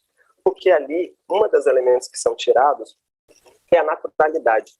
Quando o Dr. Cláudio comentou aqui que ele trabalhou no Maranhão e que as pessoas do Maranhão existem locais do Maranhão que é o maior distribuidor de pessoas de trabalho escravo realmente é verdade. Nós sabemos disso por dados técnicos, porque no momento do resgate do trabalhador, a gente sabe que o trabalhador é natural de outro local. Então, você consegue pensar numa política pública, você consegue pautar essa política pública e pautar algum projeto dentro do Ministério Público do Trabalho que diga respeito a isso. E, especificamente, em Campos dos Goytacazes, quais seriam as dificuldades de Campos? Aqui, na minha percepção, a proteção do trabalhador safrista não residente no Campos dos Goytacazes, responsabilidade da cadeia produtiva como forma de alcançar as quitações das obrigações trabalhistas e condições degradantes no setor sucroalcooleiro. Aqui eu reafirmo aquela dúvida que eu trago sobre essa proteção do trabalhador safrista não residente. Por que é tirado? Por que a pessoa vem do norte de Minas? E, na verdade, isso não é segredo, esse trabalhador vulnerável, hipossuficiente, de extrema miséria, ele é suscetível a aceitar condições degradantes de trabalho, ele permite aceitar esse tipo de condições. E vocês vão entender que o trabalho escravo, ele é um retrato dessa pobreza, ele é um retrato disso. As possíveis respostas que eu coloco, pensando nesse cuidado que a gente tem que ter com esse trabalhador, uma melhor articulação com locais da contratação de mão de obra, que é o norte de Minas, fomentar a realização de forças-tarefas, que é a forma, né, de fiscalizações efetivas com autoridades, Secretaria do Trabalho e Ministério Público do Trabalho, forças policiais, etc. E o estudo intensificado da cadeia produtiva. Hoje, essa terceirização externa, né, essa terceirização material, onde uma cadeia produtiva é cortada e existe um trabalhador na ponta, eu já começo a me questionar se aquele proveito econômico, se não existe uma real condição de ciência daquele trabalhador. Não tem como uma cadeia produtiva ser pensada, porque tem alguém que a controla, né? Tem alguém que está ganhando financeiramente nas condições daquele trabalhador. E, de certa forma, senhores, aqui já pondero, nós todos, e eu não estou falando especificamente do Ministério Público, não é disso, nós todos, enquanto sociedade, nós toleramos esse trabalhador que trabalha no setor do sucroalcooleiro com menos direitos.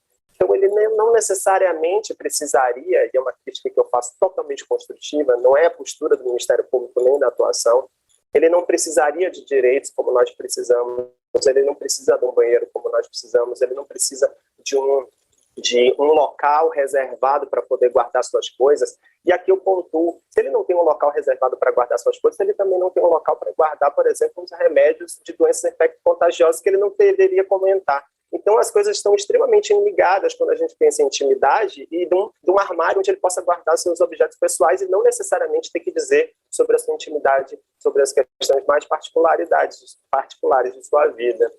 Aqui, senhores, eu boto um dado que diz respeito até 2020, desde 95, quantos trabalhadores foram resgatados. No município de Campos, nós tivemos 982 trabalhadores resgatados, São Francisco de Itabapoana 24 e Santo Antônio de Paula 17. E aí nós temos uma pergunta: quais setores o senhor acha que se deu o maior número de resgate de trabalhadores?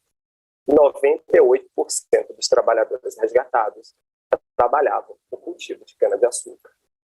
Então, assim, isso é um dado concreto, é um dado público, plenamente de acesso, todo mundo pode ter acesso, não é um dado do Ministério Público do Trabalho. E 2% disseram respeito ao cultivo de flores e plantas ornamentais. Então, eu acho que já fica muito claro que dentro dos nossos desafios, então, assim, isso é um dado concreto, é um dado público, plenamente de acesso, todo mundo pode ter acesso, não é um dado do Ministério Público do Trabalho. E 2% disseram respeito ao cultivo de flores e plantas ornamentais do município, e o segundo dizem respeito aos resgatados residentes no município. E aqui a gente tira uma informação: 67% dos resgatados naturais do município de Campos são negros e pardos. E 60% dos resgatados residentes do município de Campos são negros e pardos. O que eu quero dizer, senhores? O trabalho escravo tem cor e ele é negro ou pardo. Outra informação: são vinculadas à escolaridade. 74% dos resgatados naturais de campo são analfabetos ou com escolaridade até o 5º ano incompleto. 73% dos resgatados residentes de campos são analfabetos ou com escolaridade até o ano incompleto. Ou seja, senhor, o trabalhador escravo em condições degradantes tem raça, é negro e pardo, e ele também é analfabeto. Última informação que eu trago sobre encontrar esse trabalhador, como ele é, a gente vê aqui, azul seriam os homens, né, e verde as mulheres. Ou seja, senhores, ele é negro, homem, e não tem escolaridade. É esse o trabalhador que eu acho que a gente tem que proteger. E essas as condições, a gente busca condições dignas para essas pessoas, e essa tem que ser uma atuação estratégica do Ministério Público do Trabalho. Especifico aqui, senhores, em relação às mulheres, e que não discutir trabalho doméstico escravo e discutir mulher é necessário, já se começam a se trazer outros tipos de atuação, evidentemente com muita dificuldade de alcançar como se fazer essa fiscalização, mas eu acho que os senhores já sabem das notícias do Ministério Público do Trabalho, já se começam a se trazer informações mais precisas sobre essa atuação, mas hoje os números ainda de resgatados, não necessariamente das pessoas que são lesionadas, né, os resgatados são homens. Senhores, evoluindo ainda para a atuação do Ministério Público do Trabalho, pensando na Cor de Igualdade, pensando em promoção de igualdades, nós temos 3 projetos nacionais. Um deles diz respeito à acessibilidade e inclusão de pessoas com deficiência e reabilitados. Um outro diz respeito à inclusão social de jovens negros e negras no mercado de trabalho e empregabilidade LGBTQIA+. Especificamente sobre a empregabilidade LGBTQIA+, esse projeto, a gente elenca um gerente para cada projeto. Eu sou o gerente nacional atualmente desse projeto. E eu costumo dizer isso, que apesar das peculiaridades relacionadas à discriminação, eu ainda acredito que a discriminação LGBTQIA+, ela tem um vínculo muito constante, muito direto com a discriminação por gênero. Porque, no fundo, a conquista de um símbolo, a conquista da independência feminina, ela também é conquistada, a independência da liberdade de qualquer característica feminina que venha a ser trazida. Então, apesar de existir sobre isso, eu não consigo tratar sobre movimentos completamente independentes. Existem pautas e pautas dos movimentos separados, sim, são e devem assim ser, mas eu acho que existem alguns vínculos que os mantêm unidos, mesmo que ideológicos. Os desafios de campus que eu trago aqui, não necessariamente como especificamente de campus, mas eu acredito que aqui seja, sobre as discriminações pré-contratuais. É muito difícil a gente estabelecer essa discriminação se a gente não consegue puxar algum elemento que tem essa discriminação pré-contratual. Antes do início do contrato, a pessoa ser excluída da sua contratação. Eu preciso correr atrás de alguma forma e algum elemento para ser emblemático. E é uma dificuldade, e é um desafio, evidentemente, e aqui também o cumprimento da cota de pessoas com deficiência. Especificamente sobre a cota de pessoas com deficiência, senhores, eu costumo dizer isso em paralelo, todas as vezes que a gente vai discutir. Eu acho que nós tratamos essas pessoas com deficiência, nós tratamos a pessoa com deficiência com muita discriminação. Muita discriminação. Um trabalhador que é contratado por uma empresa, ele passa por treinamentos, qualificações, é investido dinheiro nessa pessoa, por ser um potencial. A pessoa com deficiência, ela é excluída da seleção porque ela não atende o perfil de ingresso no mercado de trabalho. Ou seja, o que é fornecido a uma pessoa sem deficiência não é fornecido a uma pessoa com deficiência. E eu particularmente acho esse ato extremamente discriminatório. Uma possível resposta, que eu acho que a gente tem que pensar nisso na sociedade, uma possível resposta que eu trago particularmente nessa palestra, é pensar numa abertura de procedimentos promocionais. Aqui trago como exemplo esse procedimento que a gente conseguiu em Itaperuna para conseguir um cumprimento da cota e foi analisado a cumprimento e evolução da cota junto com o cumprimento da profissionalização. Então a cota ficou junto com a profissionalização, particularmente eu achei muito interessante, se diz respeito ao hospital em Itaperuna, e o fortalecimento de projetos sociais e acordos para a profissionalização da comunidade vulnerável. Aqui, senhores, eu trago especificamente sobre gênero. Eu sei que isso não é um dado tão recente, mas eu acho que a gente já consegue tirar mais ou menos uma informação mais precisa sobre isso. primeiro quadro são homens brancos, o segundo, percentual salarial, diz respeito às mulheres brancas, homens negros, mulheres negras. Isso diz respeito ao mercado formal e informal, tendo uma perspectiva em sexo. Aí a gente vê o que é, os homens ganhando mais e as mulheres negras nessa ponta. As mulheres brancas, homens negros, mulheres negras. Isso diz respeito ao mercado formal e informal, tendo uma perspectiva em educando seus filhos de uma forma sozinha. Então, para mim, essa é a família tradicional brasileira. Aí a gente vê o que é, nessa ponta, que ela merece mais atenção. Especificamente sobre os cargos de direção. E aqui, homens e mulheres, isso é um dado só dos dados de direção e o quanto é a perspectiva salarial do cargo de direção. Homens ganhando mais do que o dobro de mulheres no município. E esse dado não é tão longínquo, a gente está falando de 2019, então a gente já começa a perceber que não é só que a discriminação, ela também se reflete, inclusive, na pretensão financeira, né, dessa pessoa. E aqui, senhores, sobre a diferença dos negros ocupando cargos de direção no município. Não é um dado recente, mas eu acho que ele diz respeito muito sobre a nossa... Quando eu falo não recente, é 2010, tá, senhores? Mas eu acho que ele diz respeito a uma informação precisa, não tem esse dado tão recente, mas 71% dos cargos de direção são ocupados pela raça branca e 29% pela raça negra. Então, eu acho que isso já reflete um pouco das questões do município. Aqui, especificamente, sobre promoção de direitos LGBT e transfobia, e LGBTfobia, perdão. Se os senhores repararem, nenhum dos municípios da região tem a política de promoção. E esse dado é de 2019. Tá? Então, isso já reflete o quanto essa camada é vulnerável e ela merece uma atenção do Ministério Público do Trabalho também.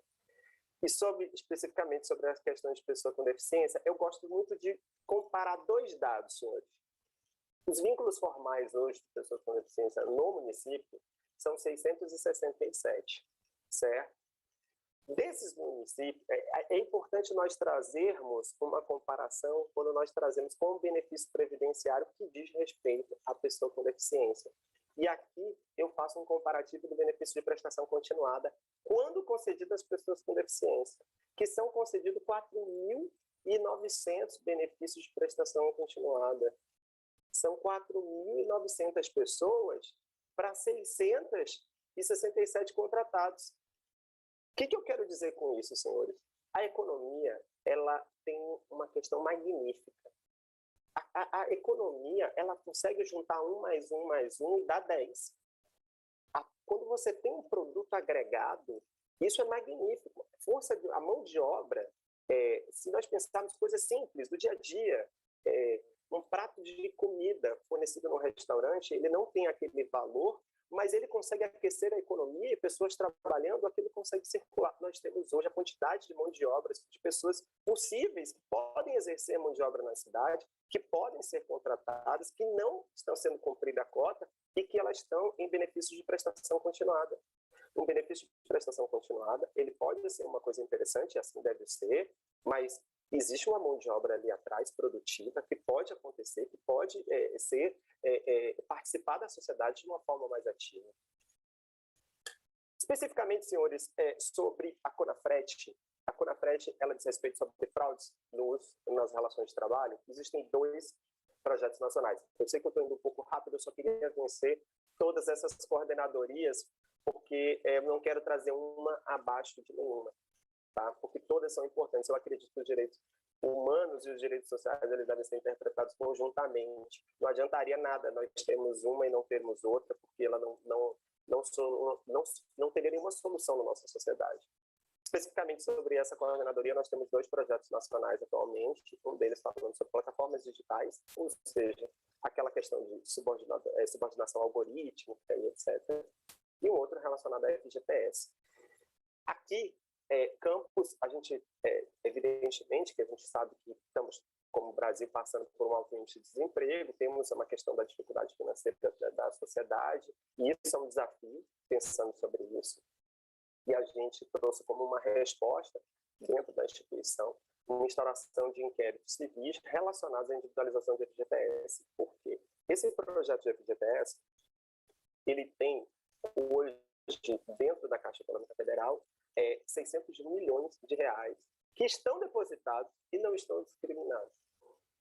Não tem a individualização daquele trabalhador. E no período de crise, onde a gente sabe que tem alto índice de desemprego, é uma forma concreta e objetiva desse dinheiro chegar ao trabalhador.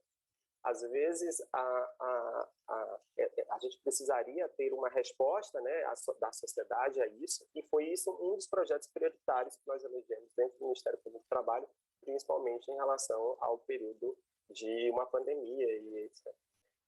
Esse valor de 600 milhões de reais, ele poderia beneficiar 400 mil trabalhadores. O objetivo do Ministério Público dentro desse projeto é um benefício de destinação de 150 milhões de reais aos seus devidos proprietários, né, trabalhadores. Sobre o trabalho nas condições, e aqui eu já registro aqui as minhas percepções em consonância com o Dr. Cláudio da questão anterior. Nós temos dois projetos nacionais, um deles diz respeito à saúde na saúde, que é um projeto magnífico, que ele vincula as condições laborais, né, especificamente sobre a questão de saúde, em hospitais, postos de atendimento, etc. E a adequação das condições de trabalho no sistema prisional. O que acontece nesse segundo projeto? Ele não existe hoje, ele não está todo implementado, não existe uma implementação no Rio de Janeiro. É um desafio para a nossa carreira. Foi uma nova forma de pensar sobre as condições laborais dentro do sistema prisional. Assim como o Dr. Cláudio falou, eu acredito que a política de combate aos direitos humanos, a política existente de redução dos direitos humanos, ela esqueceu de perceber que o carcerário é uma pessoa ali e se o objetivo era agredir um possível delinquente ou uma pessoa que estaria detenta, foi agredido também um carcerário, uma pessoa, um policial, e ali colocou pessoas em condições não seguras e não adequadas de trabalho. Então, esse trabalho, especificamente esse projeto, ele inverte essa lógica. Não se discute as condições laborais, as condições do detento. Entretanto, por ser um direito difuso, se assim o carcereiro também tem o direito a ter o seu ambiente seguro. Em via indireta, esse benefício é para toda a sociedade, inclusive as pessoas que estão cumprindo pena no sistema prisional. Os desafios de campo, senhores, aí eu coloco as condições ambientais em hospitais públicos. Eu acho que quem já passou ou precisou estar dentro dessas questões de hospitais públicos no campo sabe o quanto isso está sendo difícil. Por ser hospitais públicos, nós temos muita dificuldade, nós temos uma tratativa diferente. Eu vou me permitir a falar posteriormente, quando eu falar de meio ambiente do trabalho, sobre hospitais públicos. E outras questões de desafios de campo são contratações sem concurso público, que eu ainda cito Novilingue, né? Porque RPA, para mim, é um nome que não existe. Aquilo isso não existe. Me remete ao livro de 1974. Isso é um nome que não é autônomo, ele não deveria existir, não é uma coisa concebida dentro da legislação. E existe uma certa conivência. É engraçado que quando nós vamos discutir sobre isso, então parece que o Ministério Público do Trabalho está querendo não absorver o problema. Então, assim, olha, se você atuar sobre isso, e de fato é muito complicado, você vai ter uma escola toda que vai fechar, todos os coveiros não vão trabalhar, porque basicamente são todos relacionados, são todos contratados mediante RPA. Não, muito pelo contrário. Nós queremos direitos e dignidade para todos. Não é que não venham a ser todos trabalhando dessa forma. E aqui eu trago uma possível resposta a esses problemas, com a evolução no combate às irregularidades de contratação em ações judiciais. Particularmente, eu reconheço a importância do termo de ajuste de conduta, mas eu reconheço também quando ele não se faz eficiente. particularmente sobre RPAs, eu não estou enxergando mais uma via de comunicação direta sobre isso. E a evolução das questões dos hospitais em ações judiciais. E aqui eu trago um posicionamento crítico em relação aos RPAs. Senhores, assim, essas são as minhas percepções. É muito tempo sem contratação, é muito tempo sem concurso público. Isso gerou um vício na administração pública regional de poder contratar por autônomos e se isso não significar nada. Aqui eu coloquei que tem uma falta significativa de atuação do Poder Legislativo como fiscalizador do Poder Executivo. Por quê? Porque o Poder Legislativo também são pessoas da região que às vezes podem ser, ou talvez, ou quem sabe, um primo, um amigo, um irmão, poder entrar na administração pública mediante RPA. A falta do apoio popular. A população não quer essa contratação mediante concurso público.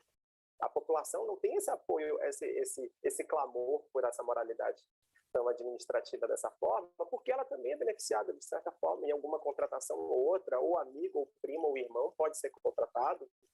Existe uma falta, senhores, quando nós vamos discutir isso com a administração pública, existe uma falta de expertise pública na realização do certame.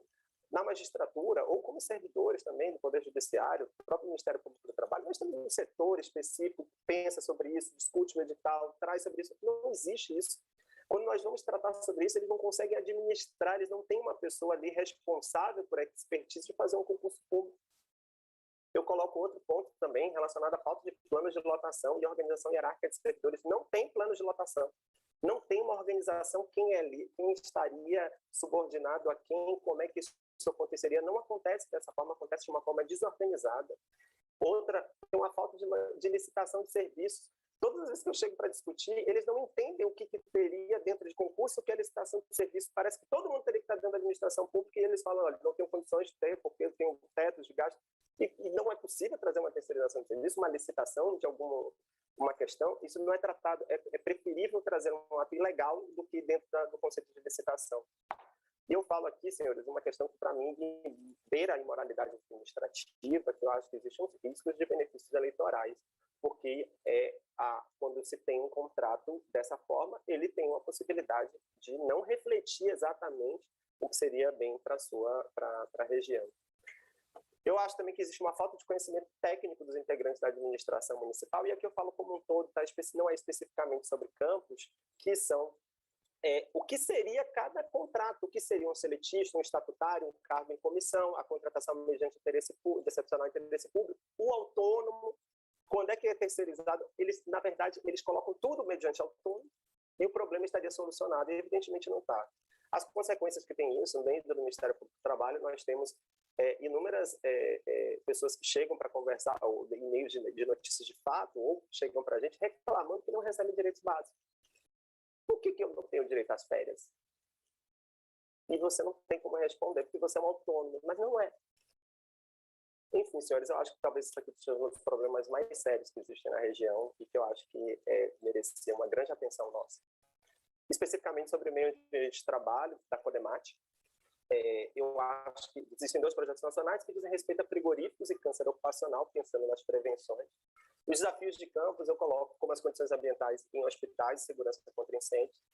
Basicamente, isso começou com aquela crise de hospitais que um deles foi até bom sucesso, que incendiou, isso virou um problema, um clamor público. E quando se começou a investigar sobre a existência dos planos de combate contra incêndios em hospitais, não se tinha. E evidentemente, isso acabou gerando um problema sério, porque acaba demandando algumas questões estruturais de mudança, porque eles não conseguem lá se não tiver condições seguras. E se nós atuamos muito fortes, pode prejudicar o problema da saúde pública, que já é grave na cidade. Eu coloco também sobre as condições ambientais em cerâmicas, condições ambientais dos Correios, que eu acho que é um problema que todos nós estamos enfrentando atualmente, porque os Correios, com a possibilidade de uma possível privatização, isso gera uma discussão do próprio descaso, a gente tem uma certa dificuldade do trato, tudo é uma questão hierárquica muito grande, com apresentação e com prazo de não sei quantos dias para a gente conseguir ter uma tratativa direta. E, evidentemente, uma proteção contra o Covid. Especificamente com relação ao Covid, eu coloquei em Codemate, mas, na verdade, ela abrange todas as coordenadorias. todas as coordenadorias trabalharem em relação a isso. Como uma possível resposta, eu acho que a gente pensa numa rápida atuação para a proteção de contaminação Covid, com prioridade de todas as notícias de fato, abertura de inquérito sobre as questões sobre proteção contra incêndio e execução de TAC dessa Fundação Municipal de Saúde. Existe uma grande dificuldade na tratativa dessa execução. A ilicitude é facilmente verificada, porque a gente sabe que está lá, é visível, mas a execução de um termo de ajuste de conduta com a municipalidade é muito complicada, principalmente acaba renovando a cada gestão, todos os prazos têm que ser novamente, nunca é trazido como uma responsabilidade da impessoal, da pessoalidade interna, do ente público, e isso não se soluciona e os problemas se mantêm, e eu digo isso, um problema gera 2, 2 gera 10, 10 gera 1 milhão. Então, assim, essas são as condições ambientais que eu acho que a gente deveria ser pensada e com grande atenção para ter essa execução. E uma questão, a violação da Fundação Municipal de Saúde, das questões relacionadas a isso, podem gerar multas. O que é uma multa para o administrador se não for pessoal? O que o gera um compromisso se ela não for atingida objetivamente? Então, assim, tem que ser repensado sobre isso. A gente tem alguns outros sucessos de algumas regiões que trazem sobre isso, mas se não tem uma multa para administrar por um gestor, né, se não consegue alcançar a efetividade disso, não tem efetividade alguma. Né? Eu trago aqui até essa reflexão. Até sobre a questão dos RPAs, nós trouxemos o grande sucesso que a gente está tendo nas tratativas, evoluções, de reuniões em Bom Jesus, em decorrência disso, em decorrência de um judiciário forte e atuante, tentando conquistar novas formas de execução.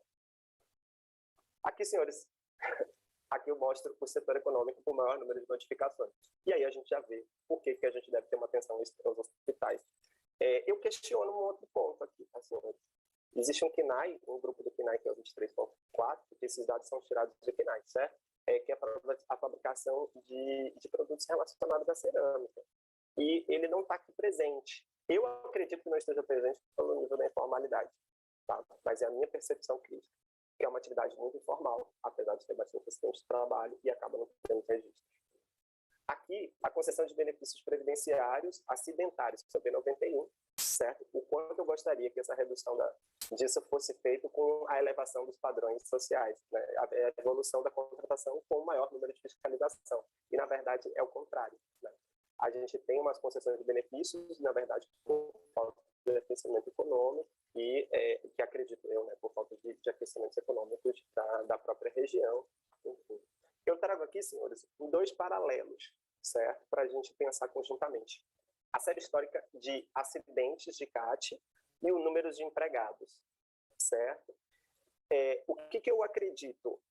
Existiu, aqui se vocês olharem, em 2008 nós tivemos 2,3% de acidente, em 2019 1,19%. Por quê? O que aconteceu de 2008 a 2019 que teve uma redução de acidentes? Foi por causa de consciência, alteração de política pública, etc. Particularmente acho que não. Eu acredito que foi por causa disso.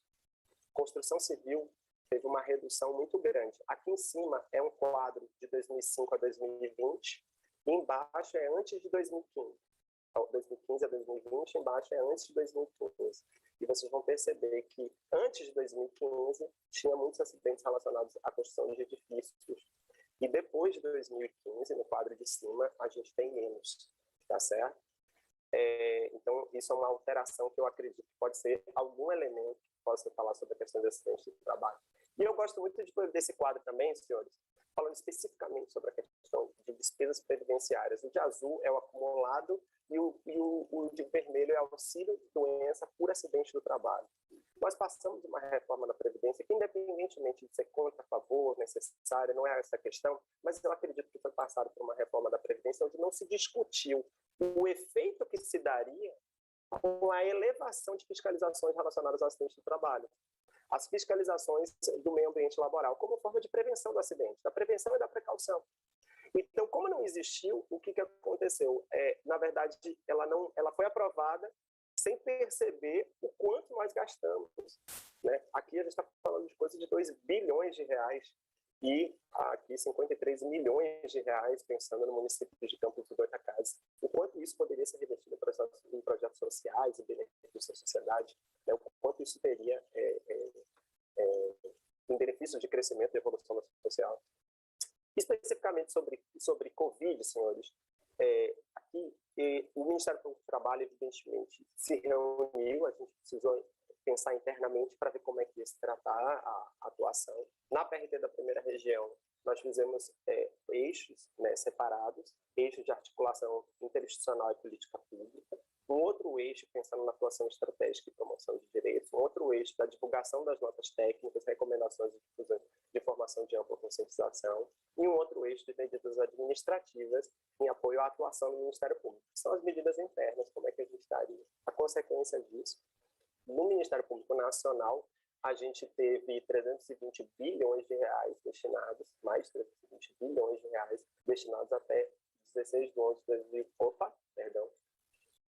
10 de 2021. Tá? E no Ministério Público da primeira região, 18 bilhões na mesma data. Tá? Senhores, sobre CONATPA, uma das grandes preocupações que eu trago, pensando no Porto do Açu, é que a gente pode pensar sobre o engrandecimento da sociedade, pode pensar sobre o engrandecimento social, e não necessariamente isso dizer respeito ao crescimento da sociedade, ou seja, tem uma oportunidade que não é alcançada pela sociedade. Então, existe um desenvolvimento do Porto e eu particularmente gostaria que esse desenvolvimento fosse acompanhado com o desenvolvimento social da região. E então, esse é um dos nossos objetivos dentro de Campos. Tá? Dentro do projeto nacional, a gente tem um projeto chamado Maramá, outro Ouro Negro, relacionado a petróleo, outro vinculado à pesca, chamado Pesca Legal, e outro chamado de Porto Seguro.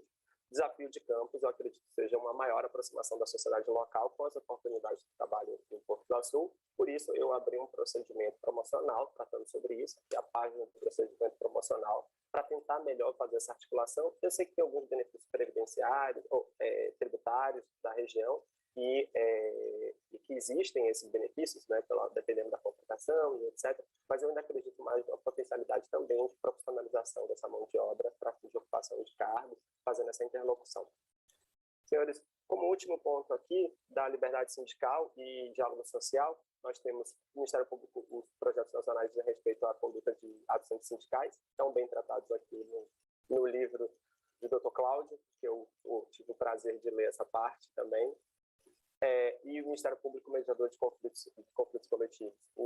Eu acho que a gente tem que pensar sobre a questão da crise econômica e tem que se pensar também como o Ministério Público do Trabalho vai atuar nisso. E é nessa resposta que eu acredito que exista a necessidade de uma aproximação para a mediação de conflitos. Existe hoje um núcleo de autocomposição, da qual eu também faço parte, e tem outros colegas no Rio de Janeiro que fazem parte, com essa busca de alternativas e não ter uma dispensa de grandes empresas, enfim, que possa tentar trazer essa interlocução para encontrar soluções sociais sobre isso. Ele pode ser solicitado, evidentemente, a qualquer momento, é uma das formas de atuação como mediador no Ministério Público do Trabalho em questões coletivas, em conflitos coletivos. E aqui, senhores, eu convido, por fim, independente da magistratura ou não, a todos participarem do Ministério Público do Trabalho. Essa é a página do Ministério Público do Trabalho, é extremamente fácil fazer uma denúncia. Está aqui, o local de denúncia é extremamente simples, e é para ser simples mesmo, a gente só precisa de algumas formalidades, como questão relacionada a CNPJ. Ou, caso não exista, se for pela via judicial, mediante ofício, não teria problema nenhum, elas são autuadas. E é isso. Eu acredito que todo mundo possa participar do Ministério Público. Eu termino todas as vezes que eu falo sobre isso. Eu digo que o Ministério Público do Trabalho, a parte mais importante é o público. Nós não existiríamos se não fosse isso. Eu acredito nessa força que muda dentro do Ministério Público, essa capacidade de mudança, se houver diálogo entre o Ministério Público e a magistratura, e nessa busca desses direitos sociais dos trabalhadores. Eu gosto muito dessa música, eu acho que ela me motiva e me traz uma reflexão muito forte. Que o homem se humilha, se castra nos seus sonhos, seu sonho é sua vida, e a vida é trabalho. Sem o seu trabalho, o homem não tem honra, e sem a sua honra, se morre, se mata. Muito obrigado, senhores. Fica aqui meu e-mail para qualquer contato.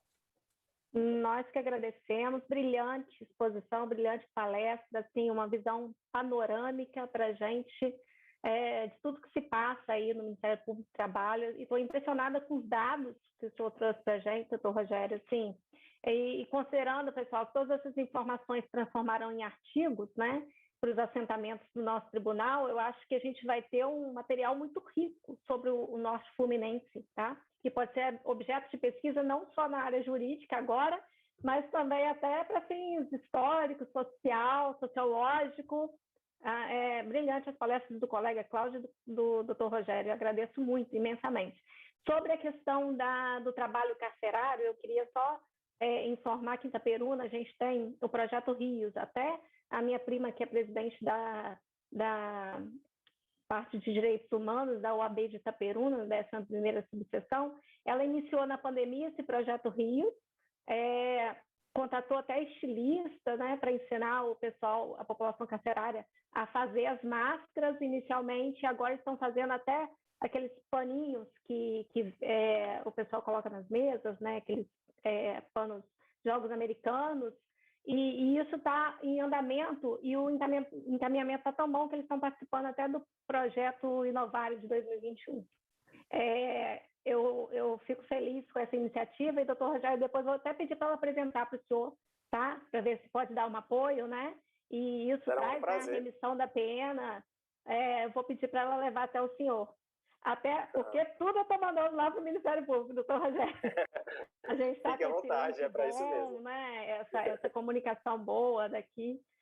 Então, estou muito feliz de revê-los novamente e, assim, muito agradecida por tudo que foi falado aqui hoje, né? Pela atenção de todos os presentes. Doutora Raquel Maciel está aqui com a gente, doutora Cláudia Sami também, dos desembargadores do nosso tribunal, todos que estão aqui no YouTube, agradeço muito.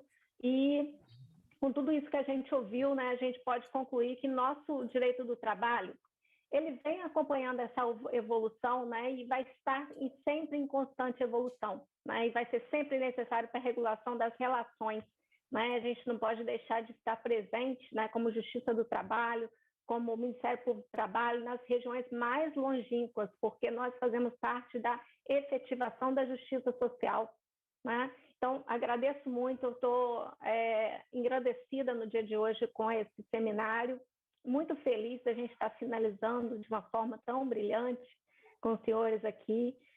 Um grande beijo para o meu colega Cláudio Freitas, senhor Cláudio Vitor, seu digníssimo pai. Tá?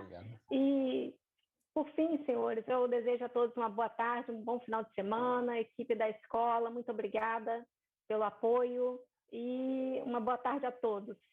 Obrigado a todos aí pela presença. Vou mandar um abraço aqui especial para a querida Raquel Maciel. Vou mandar o chuvisco que ela está aqui esperando. Acho que está esperando o chuvisco. Vou levar na próxima ida ao Rio, vou levar de lembrança com certeza. Obrigado, Aline, pelo convite, obrigado pela presença de todos. E aqui eu vou fazer um convite que não é meu, mas em homenagem ao Ministério Público. Quem conhece, eu gosto muito, né? A atuação do MP realmente é exemplar. Acompanhem lá quem tem mídias sociais, na verdade, ou que ouve, né, podcast, tem um Prosa de Trabalho, super legal, esse tema que o Dr. Rogério colocou, eu acho maravilhoso esse podcast, que é Prosa de Trabalho, e também o Smart Lab, pessoal, o Smart Lab, que é do MPT. O MP tem uma questão de dar informação que é exemplar, acho que para todo mundo, para toda a sociedade, porque é o que o Dr. Rogério falou, é o público, né? É o público. Isso não serve só como base de dados para a gente estudar, né? Para a gente entender. Lá é o país todo, vão clicando, vão vendo a especificidade de cada localidade, cada tipo de afastamento, cada tipo de lesão. É espetacular. Então, a atuação do MP realmente merece aqui os dignos elogios. O doutor Rogério, não é à toa que ele foi convidado para estar aqui com a gente hoje, uma pessoa aqui que desde a chegada dele em campo, né, doutor Rogério, ele já bateu um papo, tomamos um café junto, ele me ensinou umas técnicas ali de acesso de execução, não esqueço disso, já atuei e consegui realmente. Então, assim como eu recebo os advogados, recebi o doutor Rogério com muito carinho no gabinete, conversamos muito bem e vi que é uma pessoa que, mesmo que não seja de Campos, ele está em Campos e vai fazer de tudo para realmente a nossa cidade se desenvolver aqui juntamente com quem é daqui da região. Então, obrigado, doutora Aline, obrigado, doutor Rogério, por estar conosco e continue nessa pegada. A gente sabe que o trabalho é grande, vocês são poucos, mas parabéns pela atuação e contamos contigo aí também nessa fiscalização do meio ambiente laboral que é um tema do momento. Boa sorte, bom trabalho para o senhor. Boa tarde para todos e todas também. Muito obrigado pelo convite a todos. Cláudio, muito obrigado pelos seus elogios. E pode ter certeza que a admiração também é recíproca pelo poder judiciário. Tá bom? Muito obrigado. E agradeço imensamente o convite.